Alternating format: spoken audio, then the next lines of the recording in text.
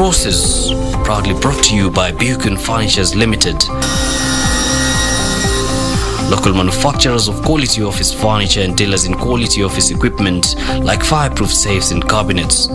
For orders, visit our showroom at Uniafric House, Koinange Land off Koinange Street. Every day, you hear news reports about routine immunization across Kenya.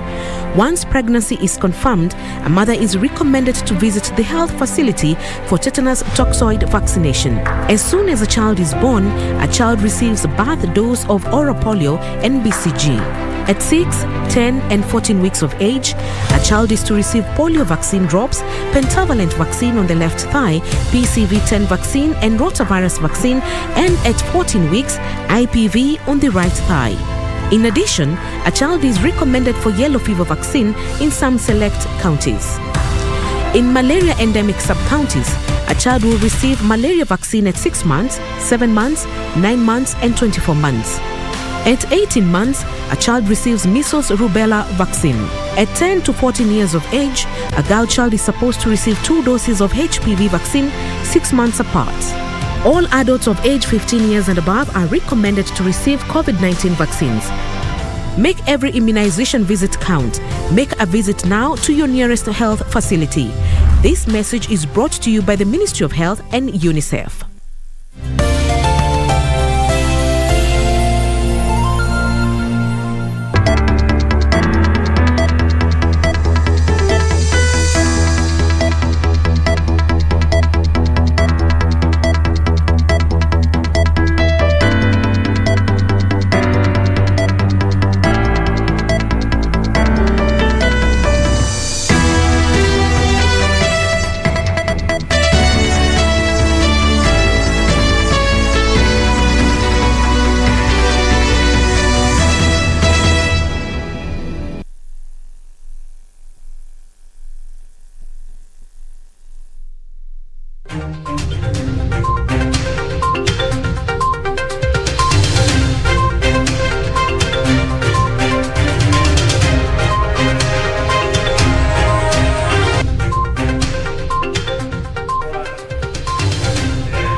Well, it's the 17th day of January 2022. The time, 9 p.m. East African. Good evening, my name is Mboya. My name is Purity Museo. Welcome to Prime Edition this Monday night. Susan Thuku is our sign language interpreter tonight. This week on your weekly program, the cabinet will shine a light on the late Mboya and how the assassin's bullet cut short his life, aged only 39. That's coming up. But first, our headline stories.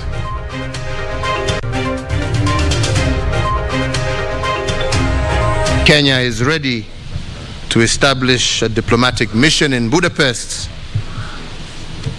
at the earliest opportunity. Cementing 58 years of brotherhood, Kenya and Hungary signed bilateral agreements as President Kenyatta hosts visiting Hungarian president. Gearing up for the August 9th general election, IBC kicks off another round of mass voter registration exercise. This has been a consultative meeting between governors and the fifth, His Excellency Raila Amolo Odinga, to reassure him of our support and also to discuss the way forward with regard to the August elections. And standing by Raila, a group of governors endorse ODM leader terming Deputy President a threat to devolution.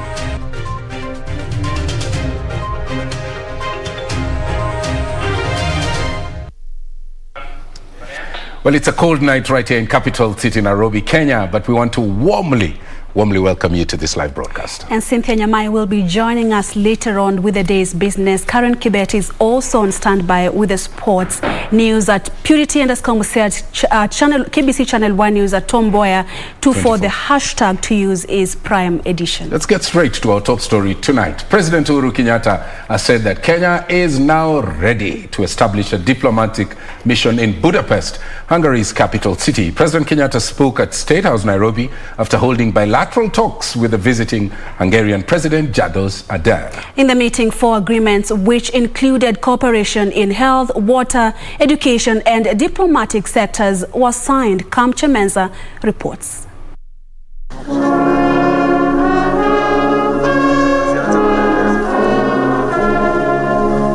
In the State House meeting, Kenya and Hungary signed a number of bilateral treaties which include health that covers human resource capacity building, information sharing and prevention of diseases including COVID-19. Kenya and Hungary also signed a memorandum of understanding on diplomatic training and information exchange that will see the two countries collaborate in the training of diplomats. While the agreement on water covers wastewater management, among other related aspects.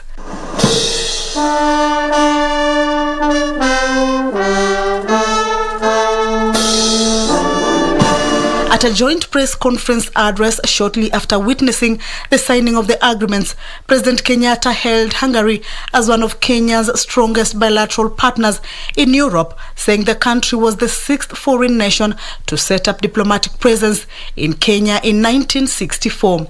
To cement the strong bilateral ties crafted over the last 5 decades and fulfill its strategic desire to have more presence in Central and Eastern Europe, President Kenyatta announced Kenya's plan to set up a diplomatic mission in Budapest. It is our desire to have a greater presence in Central and Eastern Europe, and I'm glad to announce today that Kenya is ready to establish a diplomatic mission in Budapest at the earliest opportunity. The head of state hailed his Hungarian counterpart for his government's decision to double the number of scholarships offered to Kenyan students, saying the decision will further deepen the Kenyan-Hungary bilateral ties. The Hungarian government scholarships that have been given to Kenyan students annually will be increased from the current 100 to 200 opportunities. And we thank you, Mr. President, and your administration for this very kind gesture. És őszintén remélem, hogy mire I sincerely hope that by the time these young people graduate in Hungary, you will have implemented, Mr. President, all those different projects that we discussed. amikről elnök úrral beszéltünk. On trade and investment cooperation, President Kenyatta said Kenya's desire was to see more private sector involvement and thanked the Hungarian government for a $50 million support given to the country's health, agriculture, education and water sectors. Ezért elnök úrral During our meetings with the President had quite detailed discussions on the possibility of cooperation, to which we are both open in terms of plant cultivation, plant production, animal husbandry and food processing, food production. az együttműködésre. As a key member of the United Nations Security Council, Kenya is once again counting on the support of Hungary to unlock the economic partnership agreement between the East African community and the European Union. President János Áder is in the country for 4 days, making history as the first Hungarian president to visit Kenya. It is a visit that is set to further strengthen the warm and strong bilateral ties the two countries have built for years, with Kenya set to continue benefiting from, among many other projects, the scholarship opportunities. Kamche Menza for Prime Edition at State House. Now, while Kenya and Hungary held bilateral talks, poor turnout characterized the first day of the last mass voter registration exercise ahead of the August 9th general election. Here in Nairobi, for instance, a section of registration centers, believe it or not, had only one person turning up for the exercise by Monday in the afternoon. The exercise will end on the 6th of February. Day 1 of the second phase of the enhanced continuous voter registration exercise at Mboya Avenue in Nairobi County. Midday and Griffins Onsare is the only Kenyan registered as a voter from this center. Sijai vote maisha yangu yote. This is my first time. Kutoka kitambo Kenyans wanapenda kufanya vitu last minute. Now, wakati tu watasema deadline ni siku fulani, 1 month ama 1 week iishe. Siku hiyo sasa utapata line zimefika Kenya Poli. In Gara area of Nairobi County, no one had turned up to register as a voter by midday. In Kibra constituency, only a few Kenyans showed up by 3 p.m. Nimeona kupiga hii kura singechelewa. Jindi mwaka nilikuwa nangoja 2022. However, for Gladys Ayuma, there is still time to weigh on when to register as a voter. Nitachukua. In Kembu County, Kiamba constituency, the Independent Electoral and Boundaries Commission increased biometric voter registration system equipment to speed the exercise for eligible Kenyans to register as voters. Double allocation of kits from 3 to 6 per ward. And we've also been added the number of days from 21 to 30.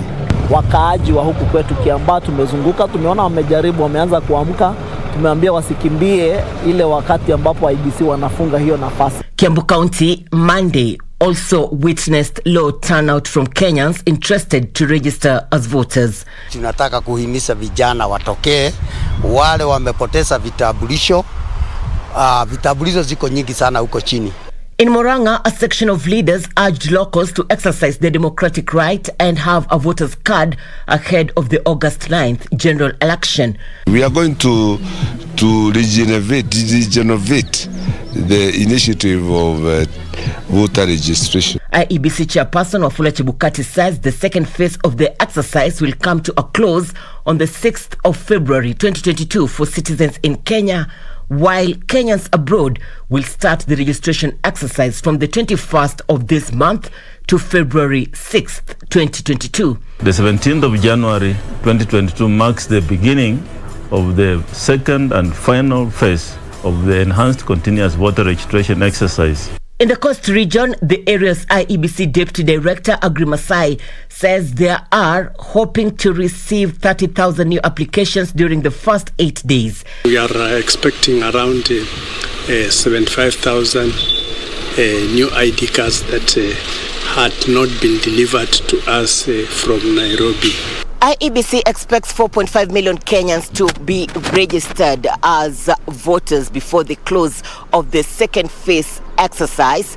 This as they remind Kenyans of their constitutional right to be registered voters ahead of the next general election. Though with the low turnout on day one, how many Kenyans would have registered before the close of business? Irene Mchuma Odim, Prime Edition.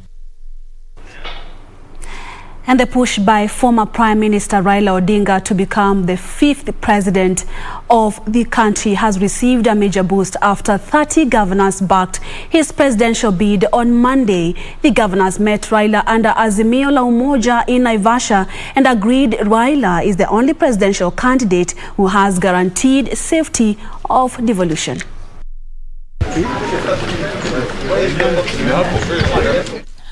Azimio la Umoja movement leader Raila Odinga held consultations with 30 governors in Naivasha as he continues to seek partners in the quest for presidency. This has been a consultative meeting between governors and the 5th, His Excellency Raila Amolo Odinga, to reassure him of our support and also to discuss the way forward with regard to the August elections. The governors vowed they would mobilize their resources and manpower to carry the ODM leader to presidency. Makueni Governor Kivutha Kibona, who had announced his intention to vie for the top seat, shelved the idea in support of Raila. I consulted my people in Makueni on Thursday. We had a meeting from the entire county of our leadership, and they gave me the go-ahead to support Azimio through Muungano party. The county bosses took a swipe at DP William Ruto, alleging that he is the biggest threat to devolution. Pango mmoja wa William Ruto ni kupiga vita ugatuzi. Na hii ndio sababu umeona magavana wasopungua 30 na wasokuwa hapa wamekuja kwa baba kwa hakikisho kwamba devolution is here to stay. There is one person who over the years never supported the constitution. Not when we tried in 2005, not when we did it in 2010, and even now when we wanted to amend it in 2021. I mean, somebody must forever be always wanting to do things that are not right for this country. Raila Odinga noted that devolution is central to Kenya's development. Na kila mtu anakubali siku hizi ati tangu tulete ugatuzi, hali ya maisha ya watu wetu huko mashinani imeboreshwa. And the aim of the BBI was to improve our governance structure. Sisi tuelekea Canaan au wataka kurudisha sisi Misri. Tunasema la, mpaka tuendelee mbele. The ODM leader also challenged the youths to register themselves as voters. Geshoke Washira, Prime Edition. Now, the Attorney General is protesting the time he has been allocated to argue his appeal against the BBI bill at the Supreme Court. The AG says that he is the main appellant in the appeal, yet the respondents have been allocated a combined time of 6 hours. The Supreme Court will commence the hearing of 3 consolidated petitions on BBI bill from Tuesday for 3 consecutive days. The final legal battle for the Constitutional Amendment Bill 2021, also known as the Building Bridges Initiative, kicks off on Tuesday the 18th before a 7-judge bench at the Supreme Court.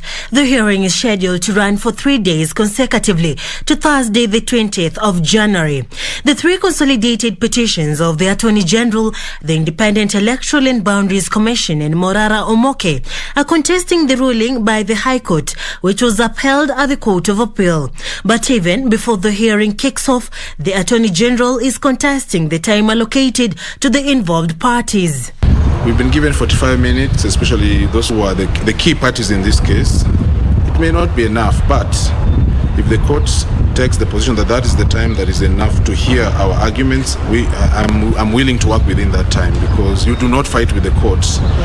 If they want to hear you for 45 minutes, that's what you work with. But if they give more time again, we'll still work within the time provided. The Attorney General further says, in view of the complexity of the matters to be addressed in the appeal and taking into consideration the number of counsels he'll be relying on, the appellants should be allocated 6 hours combined, and as the main appellant, he'll be given 1 hour 45 minutes. Serafina Robi for Prime Edition.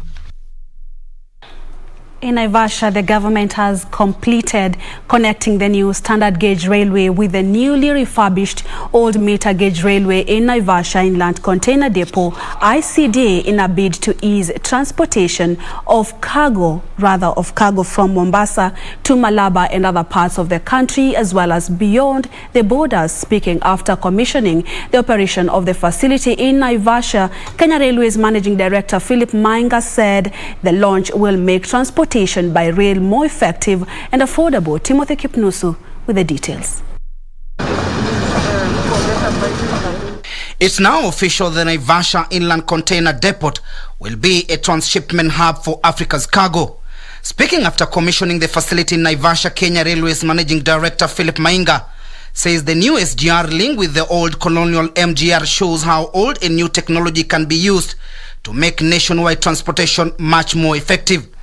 These meter and gauge lines are connected from here all the way to Malaba and Kampala. So what will be happening here, instead of loading the cargo on the ground, the cargo will be seamlessly transferred from one facility to the other, from one rail to the other, without touching the ground. He further revealed that traders will save over 120,000 per container if they choose to use rail over road to transport cargo from Mombasa to Malaba. We have reviewed our prices, our tariffs. It used to take us almost about 2,000 and something US dollars all the way to the border. We have reviewed our prices for 20-feet container, which you will see here. We'll be charging about 860 US dollars.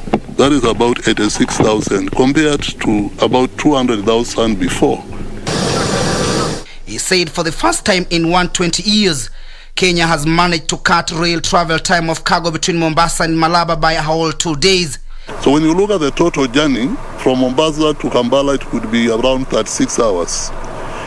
What we are saying for our Kango earlier on, when we were using the meat and gauge, our own meat and gauge, we were taking almost 3 days to reach Malaba, 3 to 4 days. We have cut down that to 1 day. That is about 28 hours. We have also reduced the distance to Kampala by almost from 7 days to about now to 36 hours. Kenya will have the second fastest railway link from border to border in sub-Saharan Africa. Basically, what is happening here is we are picking Kango from SGR by a rich truck, loading on a tractor, and then transferring the same to MGR line. The launch of the facility comes less than a week after President Uhuru Kenyatta, alongside Uganda's Chief of Defense Forces General David Rukabuk, inspected the facility. Kenya has indeed made huge strides in the transport sector after fusing the new standard gauge railway and the old meter gauge railway, making transportation of cargo from Mombasa to Malaba much cheaper by 56%.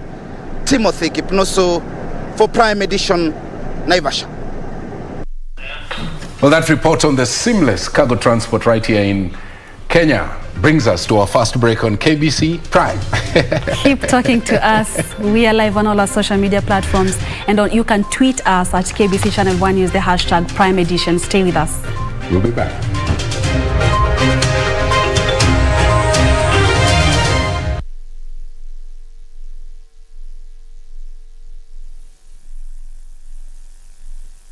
Beacon Furnitures Limited. We're local manufacturers of quality office furniture, dealers in quality office equipment like fireproof safes and cabinets. Our automated state-of-the-art factories at Henna House along Enterprise Road in Nairobi's industrial area. Our showroom is at Uniafrica House, Koinange Lane off Koinange Street. We are passionate believers in locally manufactured goods. When you and I buy locally made furniture, we impact on the livelihoods of our brothers and sisters. For orders, visit our showroom at Uniafrica House, Koinange Lane off Koinange Street. Beacon Furnitures Limited. Jenga Kenya, tupate ajira.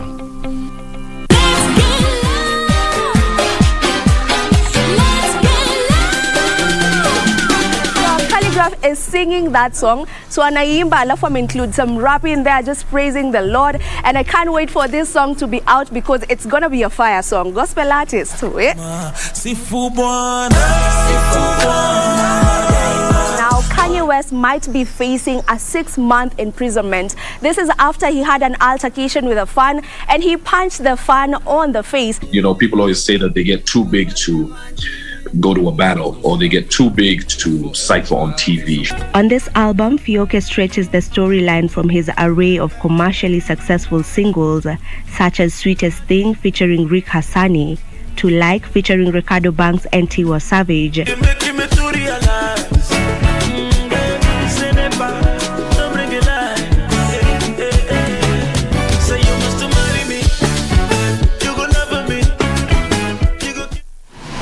Log on to the KBC website at www.kbc.co.ke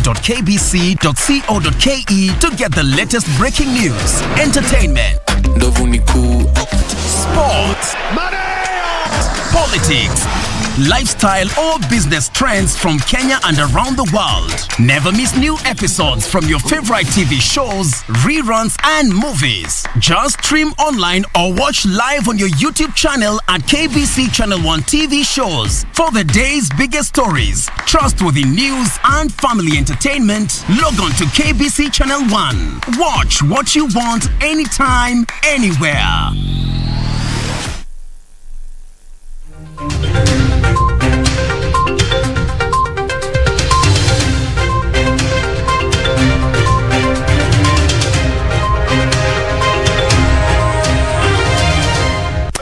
There you are. Let's now move into the space of politics. Wiper Party leader Stephen Kalonzo Musyoka has reached out to Meru County Governor Kiraitu Murungi's Devolution Empowerment Party for a possible coalition. Kalonzo says his party is looking to build a winning alliance ahead of the August general election. But in a rejoinder, Governor Kiraitu said that his party will support a presidential candidate who will address the interests of the Meru community.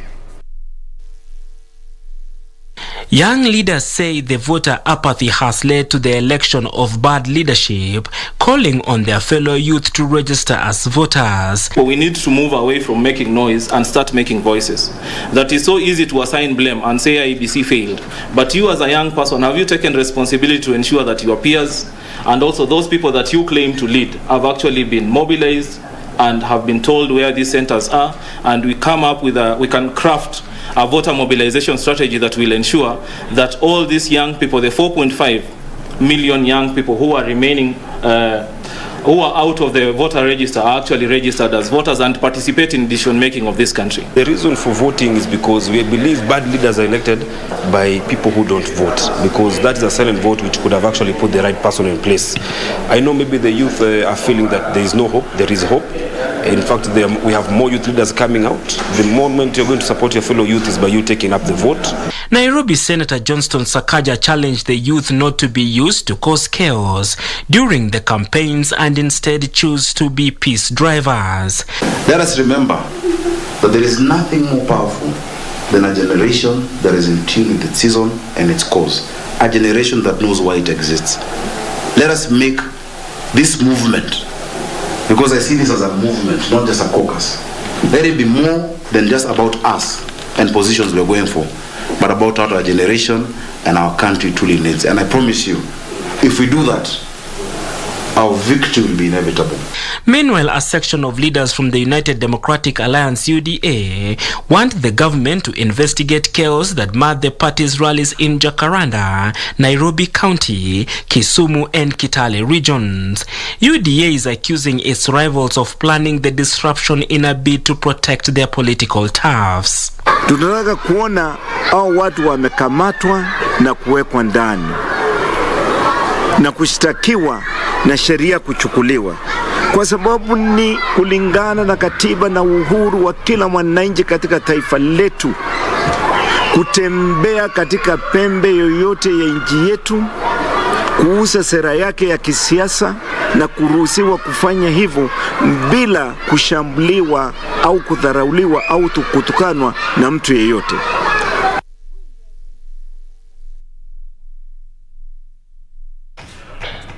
To health matters, leading scientists in the country are decrying poor funding for research and development, saying sad state of affairs could negatively impact on the development of the country as well as the overall welfare of citizens. The scientist who spoke during the COVID-19 pre-grant conference in Nairobi said it was a shame to always depend on donors who in most cases fund their own area of interest. Here is that report. The National Research Fund NRF is funding tens of scientists in the country to develop evidence-based natural medicinal products to mitigate COVID-19 disease. The over 131 million shillings will be divided among 4 different consortiums on a need basis. The first consortium was to look on matters of biotechnology research and clinical trials. And the budget awarded to that consortia was about 43 million. The second consortia was to look at drug development and trials aspects. And the consortia was awarded 50 million based on the budget and the various objectives they presented. We had another group that was looking at psychosocial effects, which was awarded 18 million, thereabout. And lastly, but not the least, COVID-19 preventive consortia, which was also awarded 18 million. Scientists have now pieced together substantial information about COVID-19, and as a result, more targeted research is essential to mitigate the adverse effects of the disease. During the launch of the COVID-19 pre-grant conference in Nairobi, scientists raised concerns of underfunding in the research and innovation sector in the country. African governments committed to putting aside 2% of their GDP. And I think it's only South Africa and Tanzania that have been able to do 1%. Kenya, we started on very well. And we were doing something like 0.3%, 0.5%, not of GDP, but of the budget. They took issues with over-reliance on international donor funding, which they claim is dragging the country and the continent at large backward. It's up to us as researchers to redeem ourselves and to show the relevance of science. Anybody who thought that science is not important now knows.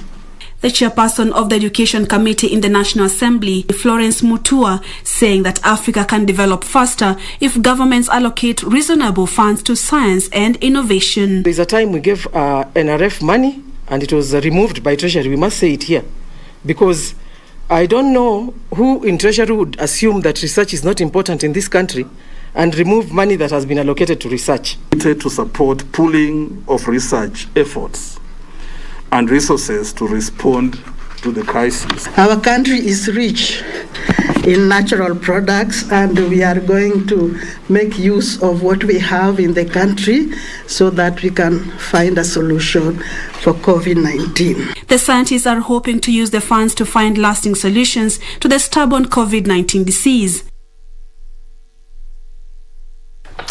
Let's now look at the COVID situation in the country. Kenya has recorded 223 new COVID-19 cases from a sample size of 3,456 tested over the last 24 hours.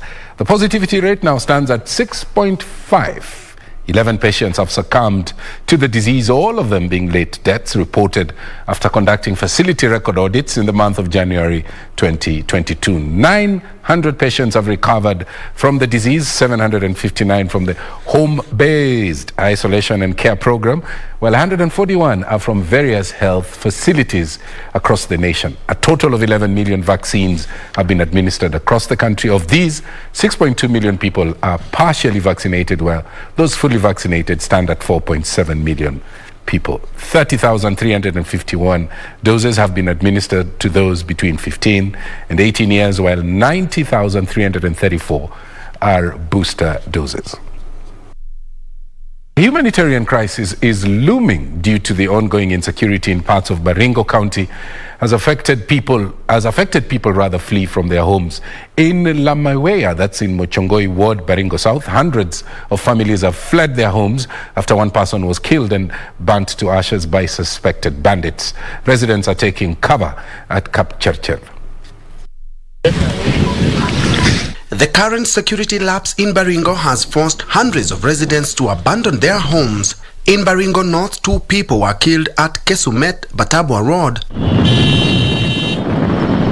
last week, with residents from over 300 households who fled calling upon the government to provide food and other basic amenities.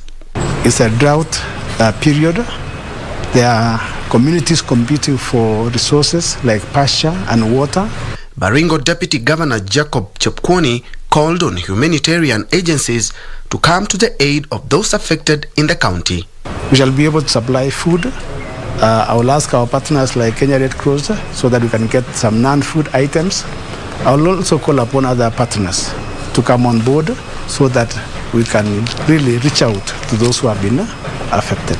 Chepkwony says the county government has already dispatched a response team to affected areas to ascertain the severity of the situation. The team will go to Saimosoi tomorrow, to the area of Kakir, Yati and Ngaratuko, where families have been displaced because of the insecurity.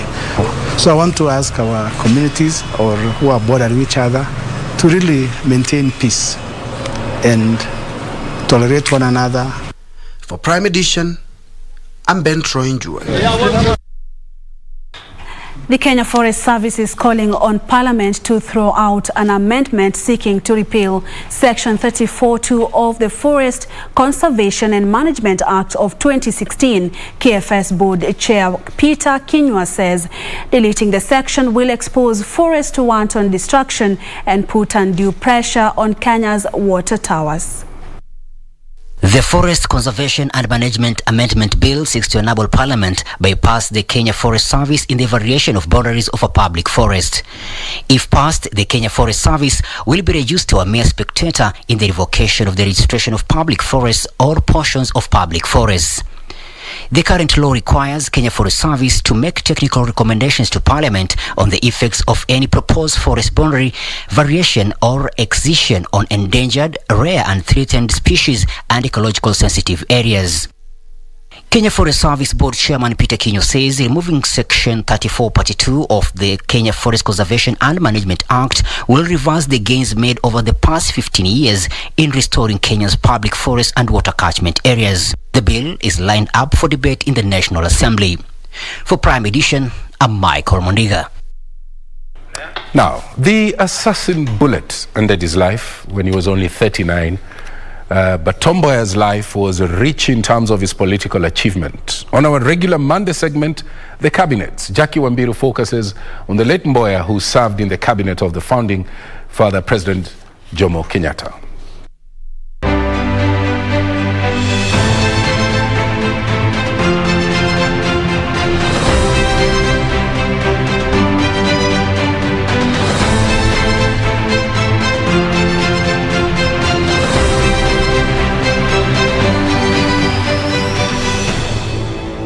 Born in 1930 in Thika, Tom Joseph Mboya's entry into politics was through the trade union movement. At the age of 28, that is in 1958, Tom Mboya became chairman of the East, Central and Southern Area Committee of the International Confederation of Free Trade Unions. Let us hope that change there will be. But this change cannot be in terms of pious resolutions and words. It's got to be translated into action. And became chairman of the All-African People's Conference in Ghana. Same year in 1958, Mboya visited Ghana, where Kwame Nkrumah advised him to form a political party with grassroots support. He formed the Nairobi People's Convention Party. The party adopted the slogan Uhuru na Kenyatta. There is a distinction, for example, between what we believe in as socialists and what the communists believe in. There is a basic distinction. The party lasted 3 years and later merged with KANU in 1960. Mboya became the first Secretary General of KANU. In 1962, Mboya attended the Second Lancaster House Conference. The conference was to draft a constitution for independent Kenya. He was appointed to chair the committee in charge of drafting KANU's view at the conference. He served in the cabinet in 1962 when he was appointed Minister for Labour in the coalition government of KANU and KADU. In this capacity, he drew up the Labour Relations Charter to regulate the relations between employers and employees. In 1963, he was appointed Minister for Justice and Constitutional Affairs and was involved in the constitutional amendments which made Kenya a republic in 1964. In 1964, Mboya was appointed Minister for Planning and Economic Development. He drafted and published the sessional paper number 10 of 1965 on African socialism and its application to planning in Kenya, which was the basis of Kenya's economic development. Will you press for the release of Jomo Kenyatta? Certainly, yes. How? Again, by intensifying our efforts and more pressure on the British government and also the Kenya government, and using whatever influences we've gained from this present constitution for further efforts to secure his release. Mboya also produced the 1966 to 1970 development plan for Kenya. As Secretary General of KANU, Mboya organized the Limuru Conference of March 1966, which resolved the conflict between radicals and moderates in KANU through fresh elections in the party. This meeting resolved to abolish the position of Vice President and replaced it with 7 Vice Presidents, 1 from each of the 6 regions and 1 for Nairobi, with the purpose of removing Jaramogi Oginga Odinga from the post of Vice President of the party. Mboya is known for organizing the famous student airlift, which boosted education in Kenya through his contact with John F. Kennedy, who later became the US President. In 1963, he published an autobiography, Freedom and After, in which he expressed great optimism for the future of Kenya. On 5th July 1969, Mboya was shot dead outside a chemist on Nairobi's Government Road, now Moi Avenue. Jackie Wambiru for the Cabinet.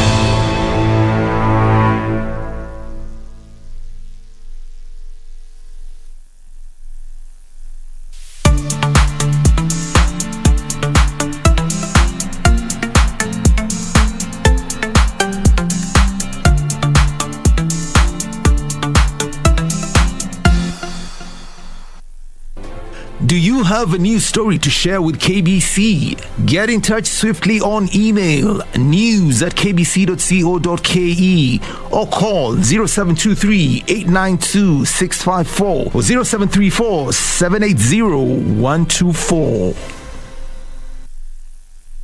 Mundos divididos por una sombra de traición.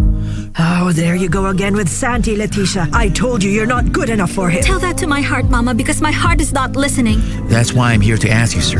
Give me a chance in your company. Oh, it's been such a long time. Oh, my dear, you're so beautiful. And those are Demians asking for a job. You see? I told you so.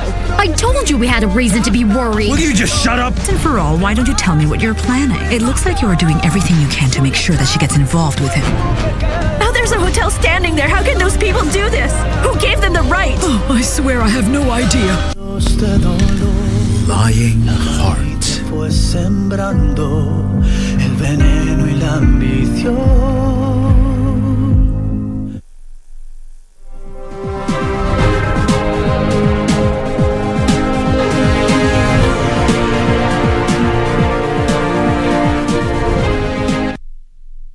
Welcome to Business. I am Cynthia Nyamai. The Democratic Republic of Congo is likely to be admitted in the East African Community next month. The EAC Secretariat says it will finalize the recommendations on the ratification process in the next few days. Rioba has the details. The Democratic Republic of Congo is remaining with just one step before being admitted to the East Africa Community. The admission of the minority nation to the EAC bloc was to be finalized late last year, but the bloc's head of state recommended extended talks to iron out some issues such as trade tariffs and market protocols. However, the EAC Secretariat says it expects to complete the harmonization of the rules in the next 10 days, paving the way for admission of the DRC into the regional bloc in a month. This negotiation team is going to finish it within the next 10 days, and they will come out with a report that would be submitted to the Council of Ministers that would either say, yeah, we have agreed on processing going on this way, or we have disagreed. However, the EAC Secretariat say infrastructure development and conflict in parts of Eastern DRC are still a major concern and may affect trade. Na hili ni kikao cha negotiators. Negotiation process imeanza na sasa hivi wakianza ukimaliza baada ya wiki moja ilo report litaenda kwa baraza la mawaziri, alafu marais wenyewe wataiketi waiangalie na rasmi wailete DRC katika jumuiya. In a bid to facilitate trade, Kenya and Uganda have resolved to clear the traffic snarl-up at Malaba and Busia post within 2 days. To relook at the whole protocol of testing truck drivers and citizens crossing the borders, and that work is ongoing, and hopefully we should be able to come up with a mutually agreed program amongst ministers of health of East Africa to make sure that we don't have those kind of backlogs again. Last month, Uganda introduced a mandatory COVID-19 testing for truck drivers entering the country that it abolished last week after intervention by EAC and protest by transporters. Benson Rioba reporting for Prime Edition. Now to technology, where COVID-19 has driven up demand for electronics as those working from home seek to make their homes more hospitable. The LG Electronics content manager William Kamore says people consider technology, capacity and energy consumption when buying electronics. As authorities recommended restrictions in movement and work-from-home options in efforts to contain the spread of coronavirus, uptake of electronics grew as people were forced to buy gadgets to make their lives more comfortable. This was due to people seeking to improve their lifestyles as they spent more hours at home, opting to ease house chores, reduce costs, and for their convenience. We were able to narrow down to what consumers wanted in terms of a washing machine. So in terms of capacity, in terms of dimensions, in terms of color, in terms of hygiene, in terms of durability. So once the washing machines came into the market and the customers came across the washing machines, they didn't find any other reason not to purchase these washing machines. Kamore says the growing uptake of washing machines, which is no longer considered a luxury item, is due to lifestyle changes, hygiene and lower costs when compared to hiring someone to do laundry. The benefits of having a washing machine than washing with your own hands is because, you see, if using a washing machine, like a front-load washing machine, it's able to use using steam. You know, steam is effective in removing allergens that may affect your skin. They also may affect your respiratory system. Uptake of laundromat services is also steadily rising, especially in urban settings, offering a quick solution to individuals who opt to drop dirty laundry for cleaning and pick it up after a specified time, allowing them to spend their time on other activities. Convenience and hygiene, because you see the clothes are being taken care of by a machine and they are well kept and they are well washed and then they're delivered back to you. And so you can drop in your clothes, they get washed, and for you they have their own special services like free pickup, delivery, and all that. With an increasing uptake in the Kenyan market and an improvement in technology, could this be a solution for people who want to take charge of their domestic affairs? Reporting for Prime Edition, my name is Ibak Said. The Insurance Regulatory Authority is urging farmers to take up crop and livestock insurance as cover risks occasioned by erratic weather. The regulator notes that uptake of insurance by small-scale farmers was slow despite being the mostly affected. Details of this and other stories in our corporate briefs.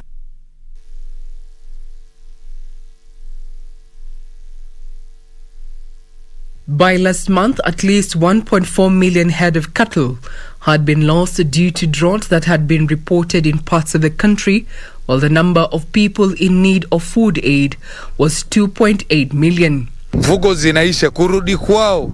Zile mbuzi ambazo zilitoka hapa asubuhi kwenda kutafuta malisho, kurudi ni saa 4 usiku. Na wakati ilitoka hapa pengine asubuhi zilikuwa 20.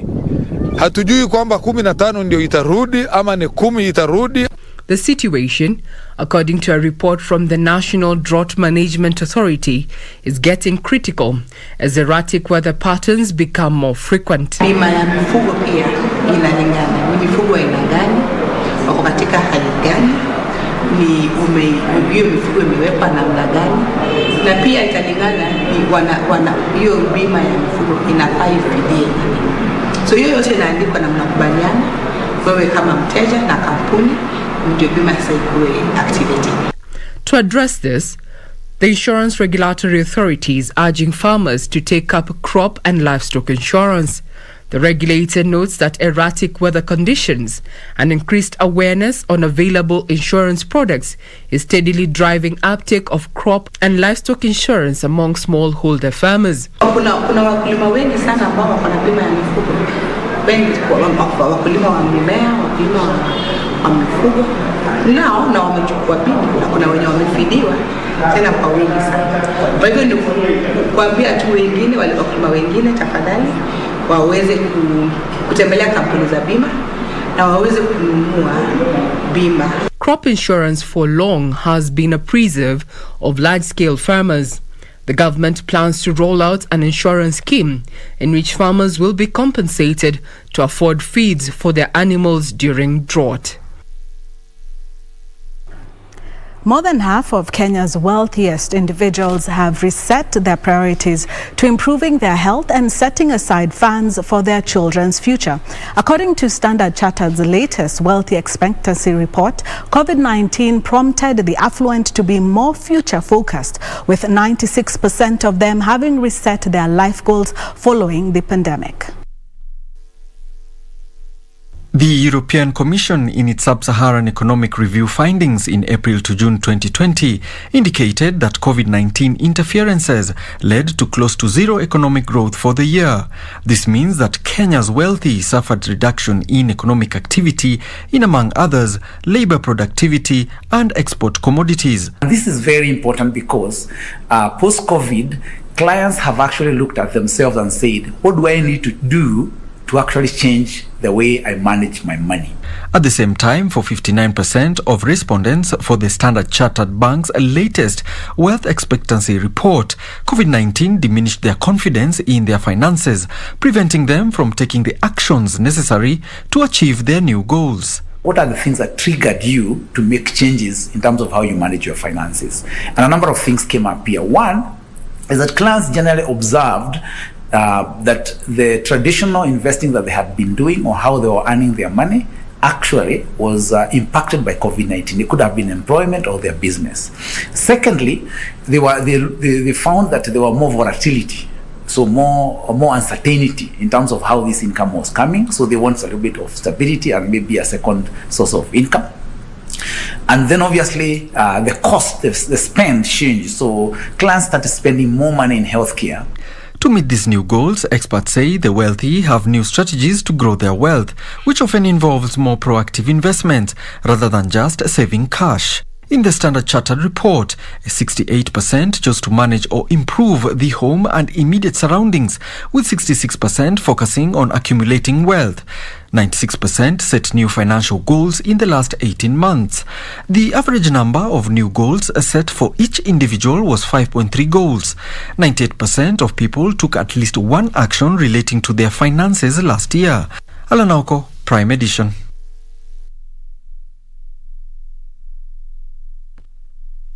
Well, that's it for business. Up next, sports with Karen Kibet.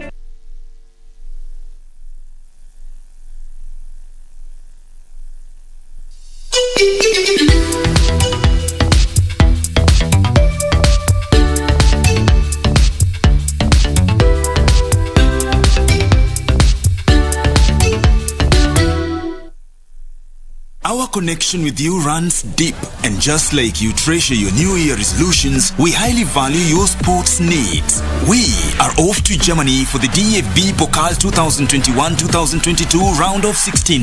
The match to look forward to is FC St. Pauli versus Borussia Dortmund, slated for Tuesday 18th of January 2022 at 10:45 p.m. FC St. Pauli have reached the round of 16 for the first time in 16 years, whereas Borussia Dortmund won the DFB Pokal for the 5th time last season. Catch this tie live and exclusive on KBC Channel 1. KBC, your true sports partner.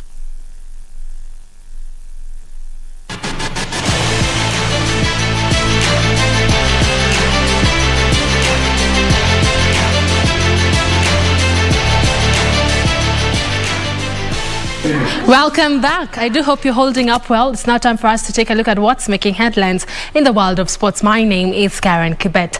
Now, the chairperson of the Gender Welfare and Sports Committee, Catherine Deraba, said that unwarranted brokers and coaches are major perpetrators of sexual and emotional abuse of athletes. The remarks were made on the first day of the ongoing Agnes Tirop conference in Diani, Kwale County. The 3 days Agnes Tirop conference being held in honor of the late cross-country champion who was brutally murdered in her home in Iten, Nandi County, has attracted Kenya athletes, federation officials, team managers, coaches, leadership of the judiciary to discuss the issues of gender equality and gender-based violence in the sports sector. Cabinet Secretary Amina Mohamed said that the government is committed to eliminating gender-based violence within the sports sector in the country. it's actually a solemn duty as sports stakeholders and leaders in positions of influence to hold hands, to put our heads together and figure out how we can end this menace. Ultimately, when the dust settles and the chips fall, we shall not be judged by what we wanted to achieve, but what we actually achieved in the quest for equity in sports. Sentiments echoed by President Uhuru Kenyatta, who delivered his address in a pre-recorded video where he said that his administration has allocated adequate resources to GBV Response Initiative. Celebrated marathoner Catherine Dereba broke down to tears as she recounted the confessions from female athletes on gender-based violence. She noted that unwarranted brokers and coaches are major perpetrators of sexual and emotional abuse of athletes. The exploitation of sports women and girls has been long tolerated within the sports industry. There have been unwarranted brokers who, under the guise of marriage, taken advantage of naive athletes. Excuse me. The recent death of Agnes Tirop, a celebrated top athlete, has reminded us of the need for collaboration between relevant stakeholders to mitigate gender-based violence. She noted the need for gender inclusivity in the sports sector to promote equity and equality and protect athletes from physical and emotional abuse. The report has wide-ranging recommendations that we feel if are implemented, we can save many lives, but most important, create a conducive sports environment that levels the playing field and promotes inclusivity. The 12th leg of the World Cross Country Tour, set to be held in Eldoret next month, has been named after Agnes Tirop in honor of the 2015 World Cross Country Women's Champion. For Sports News from Diani, Kwale County, I am Ann Mburu. Thank you, Anne, for that report. Moving on, the second edition of the Mount Kenya Run will be held on 26th of next month. The event will be used to raise funds to support the fight against cancer and boost environmental conservation and promote the region's tourism. According to Meru Governor Kiraitu Murugi, they are targeting to raise over 20 million shillings to be channeled towards environmental conservation and the fight against cancer through construction and upgrading of cancer facilities in the county. We can see if Baba can also run that 12 kilometers and then say yes, he has climbed the mountain. And I agree with what Governor is saying. The mountain belongs to us. But we want people to climb the mountain and see the beauty and tell us they've been at the mountain top. Former Gatanga MP Peter Kenneth reiterated his commitment towards the noble cause with a pledge of his contribution of 500,000 shillings towards next month's championships. The purpose of the Mountain Running Championship, which is an international event, is to bring more visibility and more tourism to Meru County, especially mountain tourism. We are running for two purposes. First, we said we want to raise funds to support the Cancer Institute in Meru, and we are so happy we are doing so well about it right now. To thank AK for taking interest and encourage you to continue going to other counties as well so that we can develop talent. Because running and sports can also create huge employment opportunities for people who are dedicated to them. Registration fee will be 1,000 shillings, with winners for the 8 kilometers loop in Mount Kenya set to be awarded 500,000 shillings for both senior men and women. Thank you, Moki, for that report. Moving on, over 40 teams are taking part in the second edition of the Dagoretti Super Cup tournament, which is aimed at nurturing talents among the youth. Kilimani, Kileleshwa, Gatina, Kawangware and Kabira wards are each represented by 5 teams, with a champion from each ward set for a play-off to determine the overall champions of Dagoretti constituency, who will walk away with cash prizes and a trophy later next month. The organizer of the tournament, Nora Bosibori, emphasized on the need of supporting the youth through talent tapping initiatives. The finals are set to culminate next month. To show that we can do it, inawezekana, and if we put our hands together and work together with FKF, we can be able to do something bigger, so that we help our youth who are really just hopeless. Some of them have huge talents, they have not been scouted, they have not been recognized. Now to matters AFCON, defending champions Algeria is on the verge of being eliminated for this year's Africa Cup of Nations in Cameroon after being beaten 1-0 by Equatorial Guinea in Group E match played in Douala Stadium last evening. Meanwhile, Group A matches conclude tonight, with hosts Cameroon facing Cape Verde while Ethiopia take on Burkina Faso. The shock Group E loss had left Algeria bottom of the standings and needing a win in their last Group E match against Ivory Coast on Thursday to stand any chance of advancing.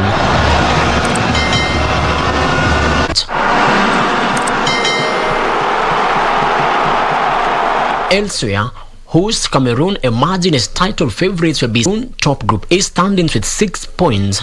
Ethiopia will fight to salvage at least a point in the tournament, facing. And that's all we had for you tonight. I'll see you tomorrow, same time, same place, with more sports stories. Do have yourself a peaceful night. My name is Karen Kibet, but the broadcast is not yet over, as I do hand you back to Tom and Purity for more. Karen Kibet smiling in the style of a mild power. Marafet Express, thank you for the sports update, and that brings us to the end of Prime Edition this Monday night. Susan Thuku is our sign language interpreter, and I'm Purity Museo. I'm Mboya. We'll be back tomorrow. Good night. God bless. Good night.